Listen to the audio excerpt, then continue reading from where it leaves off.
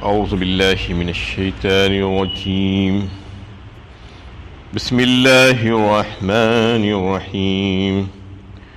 لن تنالوا البر حتى تنفقوا مما تحبون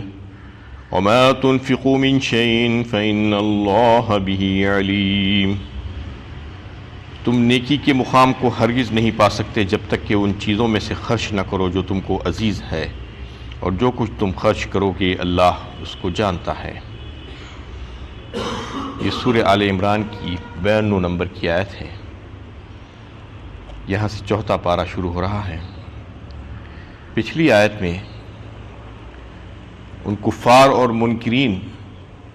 کے تعلق سے اللہ تعالیٰ نے فرمایا تھا کہ ان کے صدقات قبول نہیں ہوں گے، اس وجہ سے کہ ان کا انکار اور ان کی سرکشی زندگی بھر وہ اسی پر قائم رہے، اور مرتے دم اگر وہ اس وقت اور یا اس کے بعد زمین بھر کا سونا بھی دے کر اپنے آپ کو اللہ تعالیٰ کے عذاب سے چھڑانا چاہیں گے تو وہ قبول نہیں ہوگا۔ یہاں پر ان مومنین اور مخلصین کے تعلق سے فرمایا جا رہا ہے کہ تمہارے صدقات قبول ہوں گے تو ان شرائط اور آداب کے ساتھ۔ اس میں ایک لفظ آیا ہے بر۔ بر اصل میں مجموعی طور پر نیکی کو کہا جاتا ہے، اور بر کا اصل لغوی اور لفظی معنی، حقیقی معنی یہ ہے کہ حق کو پورا ادا کر دینا، کہ اس سے کامل سمکدوشی، احسان، حسن و سلوک۔ وبرم بوالدتی فرمایا، وبرم بوالدیہ، یعنی اپنی والدہ کے ساتھ وہ نیک برتاؤ تھا، اس کا اپنے والدین کے ساتھ نیک برتاؤ تھا، حسن و سلوک تھا، اور والدہ کا پورا حق ادا کرنے والا تھا۔ عیسیٰ علیہ السلام کے تعلق سے یہ بات آئی ہے سورہ مریم میں۔ تو اس میں اور ایک لفظ آتا ہے بر کے بجائے بر بھی، یہاں پہ بر آیا ہے، دونوں جو ہے تقریباً ہم معنی ہیں۔ بار کا مطلب یہ ہے کہ وہ شخص جس کے ذمے جو حقوق واجب ہو وہ اس کو پورے کا پورا ادا کر دے۔ ان الابرار لفی نعیم و ان الفجار لفی جہیم فرمایا سورہ انفطار 30ویں پارے میں۔ یعنی ابرار بر کی جمع ہے، ابرار جو ہوں گے وہ جنتوں میں ہوں گے۔ ان الابرار لفی نعیم و ان الفجار لفی جہیم، اور فجار اور فاسق، نافرمان، گنہگار جہنم میں ہوں گے۔ مسند احمد کی ایک حدیث ہے جس کو حضرت صدیق اکبر رضی اللہ تعالیٰ عنہ نے روایت کیا ہے۔ فرمایا رسول اللہ صلی اللہ علیہ وسلم نے کہ صدق کو لازم پکڑ لو، سچائی کو لازم پکڑ لو، کیونکہ وہ ساتھی ہوتی ہے بر کی، اور دونوں جنت میں رہیں گے۔ صدق اور بر دونوں جنت میں رہیں گے۔ اس کے برخلاف کذب جو ہے جھوٹ، اور فجور دونوں ایک دوسرے کے ساتھی ہیں۔ جھوٹ اور فجور دونوں ایک دوسرے کے ساتھی ہیں، وہ دوزخ میں رہیں گے۔ ان الابرار لفی نعیم و ان الفجار لفی جہیم۔ اس میں اصل جو نیکی کا جو لفظ آیا ہے وہ یہ ہے کہ اللہ تعالیٰ اس میں جو لوگوں کے پاس جو نیکی کا غلط تصور ہے وہ مٹا کر صحیح تصور دینا چاہ رہے ہیں۔ اصل نیکی کی روح کیا ہے؟ اللہ تعالیٰ کی محبت۔ نیکی کی روح یہ ہے کہ اللہ تعالیٰ کی محبت، وہ اس لیے کہ اللہ تعالیٰ ہم سب کا خالق اور مالک ہے، اس کے بے شمار احسانات ہیں ہمارے اوپر، تو چاہیے کہ ہم اس سے حد سے زیادہ محبت کریں۔ سب سے زیادہ محبت اللہ ہی سے کرنا چاہیے۔ اشد حبا للہ والذین آمنوا اشد حبا للہ، ایمان والے اللہ تعالیٰ سے شدید محبت کرتے ہیں، یہ اس وجہ سے کہ اللہ تعالیٰ ہمارے خالق ہے۔ وَإِن تَعُدُّوا نِعْمَةَ اللَّهِ لَا تُحْصُوهَا فرمایا سورہ ابراہیم 13ویں پارے میں۔ اللہ تعالیٰ نے ہم کو جن نعمتیں عطا فرمائی ہے اس کا شکر ادا کرنا تو دور کی بات، اس کو ہم گن بھی نہیں سکتے، اس کا شمار بھی نہیں کر سکتے۔ یہ اللہ تعالیٰ کا معاملہ ہے، اس وجہ سے اللہ تعالیٰ سے بے حد محبت کرنی چاہیے۔ تو اللہ تعالیٰ سے محبت اور رضائے الہی سب سے مقدم ہونی چاہیے ساری چیزوں پر، عزیز تر ہم کو یہی ہونا چاہیے۔ اور اگر کسی وجہ سے کوئی بھی چیز اس کا مفاد ہم کو اللہ تعالیٰ کے مفاد پر اور اللہ تعالیٰ کی محبت پر قربان کرنے کے لیے تیار نہیں ہیں، ہم کوئی ایسا مفاد، کوئی ایسی چیز جس کو ہم یہ سمجھ رہے ہیں کہ ہم اس کو قربان نہیں کر سکتے، اس کا مطلب یہ ہے کہ وہ نیکی کے دروازے میں بھی داخل بھی نہیں ہوئے ہیں۔ کوئی بھی چیز دنیا کی اللہ تعالیٰ کے اوپر قربان کرنے کے قابل ہو جانا ہم، اس کا مطلب یہ ہوگا کہ ہم نیکی کے دروازے میں اندر داخل ہو گئے ہیں، ورنہ بالکل ایسا ہوگا کہ بس ظاہری چمک دمک تو دکھ رہی ہے لیکن اندر سے کچھ بھی نہیں ہے، خالی ہے۔ تو نیکی کو اس میں یہ سمجھایا جا رہا ہے۔ اور دوسرے پارے سورہ بقرہ میں اللہ تعالیٰ نے تفصیل کے ساتھ آیت بر جو گزر چکی ہے اس میں نیکی کا تصور دیا ہے، ایک جامع تصور۔ اس میں بتایا گیا ہے کہ فہرست گنوائی گئی ہے بہت سے کاموں کی، اور یہ بتا کر جو ہے سمجھایا گیا کہ یہ سارے کام نیکی ہے۔ لیس البر ان تولوا وجوہکم قبل المشرق والمغرب ولکن البر من آمن باللہ والیوم الآخر والملائکۃ والکتاب والنبیین وآتى المال على حبه ذوی القربى والیتامى والمساکین وابن السبیل والسائلین وفی الرقاب واقام الصلاة وآتى الزکاة والموفون بعہدهم اذا عاہدوا والصابرین فی الباساء والضراء وحین الباس اولئک الذین صدقوا واولئک هم المتقون۔ آخر میں فرما دیا گیا کہ یہی لوگ سچے ہیں اور یہی لوگ متقی اور اللہ سے ڈرنے والے ہیں۔ کن کن باتوں کو گنایا گیا، اس میں بتایا گیا کہ نیکی صرف یہ نہیں ہے کہ مشرق اور مغرب کی طرف تم اپنا منہ پھیر لو، بلکہ نیکی کے تعلق سے بتایا گیا ہے تو وہ تو یہ ہے کہ ایمانیات کا تذکرہ سب سے پہلے آ گیا ہے۔ اللہ پر، یوم آخرت پر ایمان، اللہ کے رسولوں پر ایمان، فرشتوں پر ایمان، کتابوں پر ایمان۔ ایمانیات کے بعد حقوق العباد کا تذکرہ اللہ تعالیٰ نے فرمایا، وآتى المال على حبه ذوی القربى، یعنی اپنی محبت کے باوجود، مال کی محبت انسان کے دل میں ہے، اس کے باوجود اس کو اپنے عزیزوں پر، اپنے اقربا پر خرچ کرے اللہ کے حکم کی وجہ سے۔ ساری تفصیل بتائی گئی۔ اس کے بعد اللہ تعالیٰ کے حقوق، اقام الصلاۃ وآت الزکوٰۃ، اور پھر اخلاقیات، معاشرت، معاملات، یہ ساری چیزیں بتا کر یہ کہا گیا کہ یہ نیکی ہے۔ نیکی کا تصور، جامع تصور یہ ہے، صرف کوئی ایک کام کر لینا نیکی نہیں ہے، بلکہ جامع طور پر اگر کوئی جاننا چاہتا ہے کہ نیکی کیا ہے تو وہ آیت بر میں جو ہے پڑھ کر سمجھ سکتا ہے۔ اس کو بڑی تفصیل کے ساتھ اس سے پہلے بیان کیا جا چکا ہے آیت بر کو۔ تو اس میں اللہ تعالیٰ اس بات کی طرف نشاندہی کر رہے ہیں کہ انہیں افضل ترین نیکی یہ ہے کہ اللہ تعالیٰ کی محبت میں اپنے محبوب ترین مال کو یا اپنی محبوب ترین کسی اور شے کو خرچ کر دینے، بے دریغ خرچ کر دینا، اور اس میں ذرا بھی تعامل نہیں کرنا، یہ نیکی ہے۔ لن تنالوا البر حتى تنفقوا، ہرگز تم نہیں پا سکتے اس مقام کو جب تک کہ تم جو ہے کوئی ایسی چیز جو تم کو انتہا سے زیادہ محبوب اور پسند ہو وہ اللہ کی راہ میں خرچ نہ کر دو۔ یہ اصول بتا دیا گیا ہے، اور یہی وجہ تھی کہ صحابہ کرام رضوان اللہ تعالی علیہم اجمعین جو اس کے سب سے پہلے مخاطب تھے اور آپ صلی اللہ علیہ وسلم کے بلا واسطے شاگرد تھے، اور ہر حکم پر کی تعمیل کرنے کے لیے انہیں سب سے پہلے رہتے تھے، اور آپ صلی اللہ علیہ وسلم سے انہیں آ کر پوچھا کرتے تھے کہ یا رسول اللہ بتائیے ہم کو کیا کرنا ہے۔ تو جب یہ آیت نازل ہوئی تو سارے کے سارے صحابہ اپنے پاس جو بھی ان کی پسند کی چیزیں تھیں وہ لا کر پیش کرنا شروع کر دیے، اور اس میں حضرت ابو طلحہ انصاری رضی اللہ تعالی علیہ، یہ جو ہے انصار کے سب سے مالدار صحابہ میں سے ایک تھے۔ ان کے پاس جو ہے کچھ جائیدادیں تھیں، اس میں ایک باغ وہ بھی تھا جو مسجد نبوی شریف کے بالکل مقابل تھا، اور جس میں اندر کے حصے میں ایک کنواں تھا جسے بیرہا کہا جاتا تھا۔ تو وہ جو ہے ابھی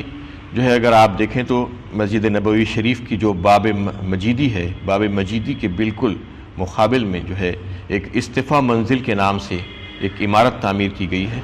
اور اس میں جو حاجی صاحبان ہیں جو مدینہ منورہ کو جو ہے جو زیارت کے لیے تشریف لے جاتے ہیں تو وہاں پر قیام کرتے ہیں لوگ، اس کے اندر ابھی بھی وہ بیرہا نام کا جو ہے نام موجود ہے، وہ موسوم جو کیا گیا تھا اس چشمے کو اور کنویں کو، تو اس کی جگہ پر ایک جو ہے باغ کی جگہ پر ایک عمارت بنا دی گئی ہے۔ تو وہ ان کا باغ تھا حضرت ابو طلحہ کا، اس کو لے کر آپ صلی اللہ علیہ وسلم کی خدمت اقدس میں وہ جو ہے حاضر ہوئے اور کہا کہ یا رسول اللہ میں یہ باغ کو اللہ کی راہ میں دینا چاہتا ہوں، یہ مجھے سب سے محبوب ترین باغ ہے، میری ساری جو ہے دیگر جو چیزیں ہیں جائیدادیں اس میں سب سے زیادہ میں اس کو پسند کرتا ہوں، یہ بہت زرخیز ہے اور بہت زیادہ قیمتی ہے، تو آپ صلی اللہ علیہ وسلم نے فرمایا کہ یہ تو بہت نفع بخش سودا ہے اور بہت ہی قیمتی چیز ہے، تم ایسا کرو کہ اس کو اپنے اقربا میں تقسیم کر دو۔ آپ صلی اللہ علیہ وسلم نے یہ مشورہ دیا،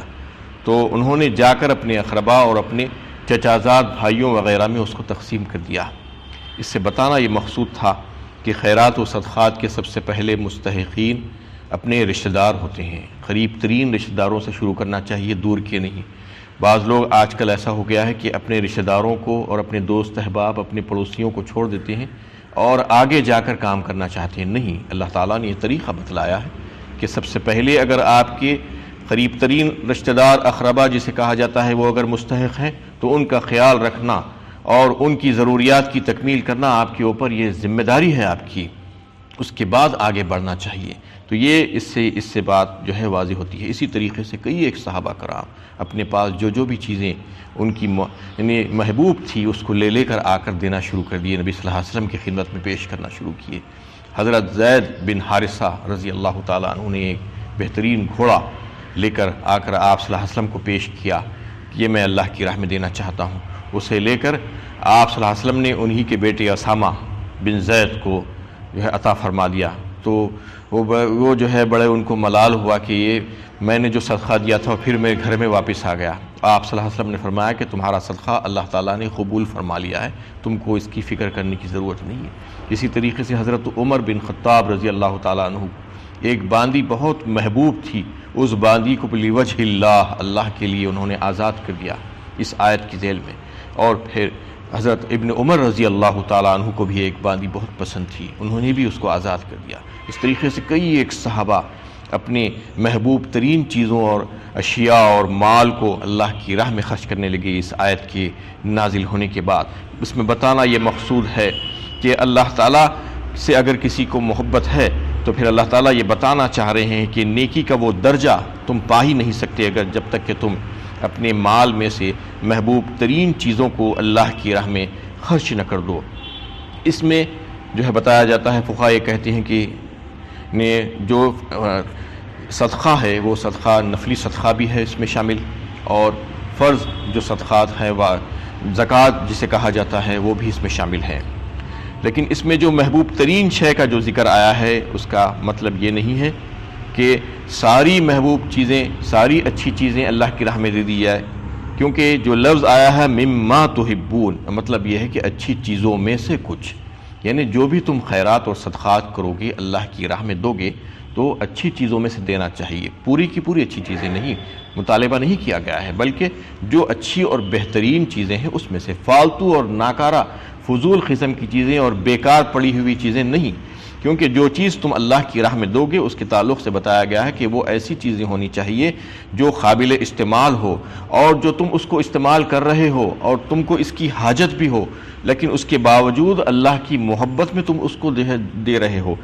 اور اس میں جو ہے اس کے تعلق سے سورہ بقرہ ہی میں 3 پارے میں بھی آیا ہے، یا ایھا الذین آمنوا انفقوا من طیبات ما کسبتم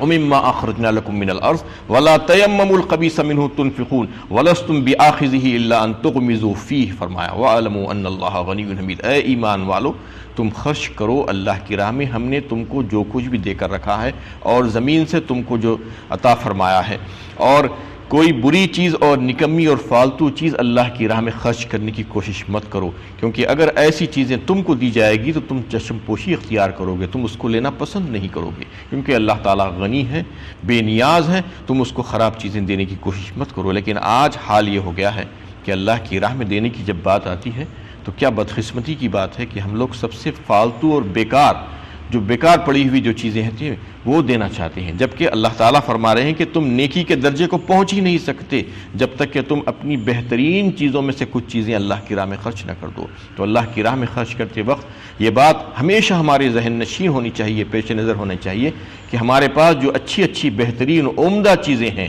وہ چیزوں میں سے اللہ کی راہ میں خرچ کریں، نہ کہ فالتو چیزیں۔ ہاں، جو چیزیں استعمال نہیں ہو رہی ہے وہ بھی اللہ کی راہ میں دی جا سکتی ہے، لیکن نیکی کے درجے کو پانے کے لیے تو آپ کو آپ کے پاس جو اچھی اور محبوب چیزیں ہیں اس میں سے دینا ہوگا۔ محبوب اور اچھی چیزوں کا مطلب یہ نہیں کہ قیمتی ہی ہونی چاہیے، بعض کم قیمت کی چیزیں بھی اچھی ہو سکتی ہیں، وہ چیزیں بھی دی جا سکتی ہیں۔ اس کا مطلب یہ نہیں کہ بہت مہنگی چیزیں ہی محبوب ہوں گی، جو سستی چیزیں ہوں گی وہ محبوب نہیں ہے۔ محبوب جو بھی ہے آپ کو اللہ تعالیٰ جانتے ہیں، آیت کے آخری حصے میں بتایا جا رہا ہے فَإِنَّ اللَّهَ بِهِ عَلِيمٌ،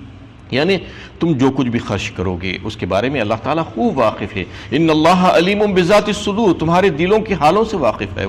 وہ جانتے ہیں کہ تم کس نیت سے خرچ کر رہے ہو۔ کیا تمہاری نیت یہ ہے کہ لوگوں کو دکھانا، ریاکاری، نمود و نمائش اور واہ واہ لینا اور اپنے آپ کو بڑا بنا کر پیش کرنا، یا اخلاص کے ساتھ تم یہ کام کر رہے ہو؟ اور پھر جو چیزیں تم اللہ کی راہ میں دے رہے ہو وہ تو واقعی میں تم کو محبوب ہے یا نہیں ہے وہ بھی جانتے ہیں اللہ تعالیٰ۔ تم کسی کے کہنے سے جو ہے کوئی فرق نہیں پڑتا کہ میں یہ چیزیں محبوب تھی اس لیے دے دیا، نہیں، اللہ تعالیٰ تو جانتے ہیں۔ اگر تم واقعی میں فالتو چیز دیے ہو اور کہہ رہے ہو کہ میں محبوب چیز دیا ہوں تو وہ بھی جانتے ہیں اللہ تعالیٰ، اس کے بارے میں زیادہ فکر کرنے کی ضرورت نہیں۔ فَإِنَّ اللَّهَ بِهِ عَلِيمٌ، تو اس میں یہ بات واضح کر دی گئی کہ جو کچھ بھی تمہارے پاس اچھی سے اچھی اور بہترین چیز ہو اس کو تم اللہ کی راہ میں خرچ کر دینا چاہیے، اور جس کے پاس کچھ بھی نہیں ہے، جو غربا ہے، ان کے لیے بھی اس میں سہارا دیا گیا ہے کہ وہ اللہ کا ذکر زیادہ سے زیادہ کریں، قرآن کی تلاوت زیادہ سے زیادہ کریں، عبادتوں میں زیادہ سے زیادہ اپنا وقت لگائیں۔ وہ محبوب ترین چیز ہے ان کی، وہ اللہ کے پاس جو ہے وہ پیش کر سکتے ہیں اس کو، کیونکہ کسی کو یہ فکر کرنے کی ضرورت نہیں ہے کہ میرے پاس کچھ بھی نہیں ہے۔ اور یہ حدیثوں میں یہ بات بھی آئی ہے کہ تم ایک کھجور کا ٹکڑا بھی دے سکتے ہو اللہ کی راہ میں، خلوص کے ساتھ جو کچھ بھی دیا جائے گا وہ قبول کیا جائے گا۔ جس کے پاس جتنا ہے اس کے اتنا ہی اس سے سوال کیا جائے گا۔ کسی کے پاس 1 کروڑ روپیہ تھا، اس میں سے اگر کوئی 10 لاکھ روپے دیا ہے، اور کسی کے پاس 1 روپیہ تھا اس میں سے انہیں آدھا روپیہ دے دیا ہے، تو وہ آدھا روپیہ جو دیا ہے وہ بہت بڑا ہے اللہ کے پاس، اس کی قدر و قیمت ہے۔ 1 کروڑ میں سے 10 لاکھ روپے دے دیا تو کوئی بڑی بات نہیں ہے، 10 لاکھ دیا ہوگا لیکن اللہ تعالیٰ نے اس کو 1 کروڑ دیا تھا۔ تو اسی طریقے سے اللہ کی راہ میں زیادہ سے زیادہ اور اچھا اور بہترین خرچ کرنے کے لیے اس آیت میں لوگوں کو ترغیب دلائی گئی ہے کہ ورنہ تم نیکی کے وہ درجے کو پہنچ ہی نہیں سکتے۔ وما تنفقوا من شيء فإن الله به عليم، جو کچھ بھی تم خرچ کرو گے اس کو اللہ تعالیٰ بہتر طور پر جانتے ہیں۔ وآخر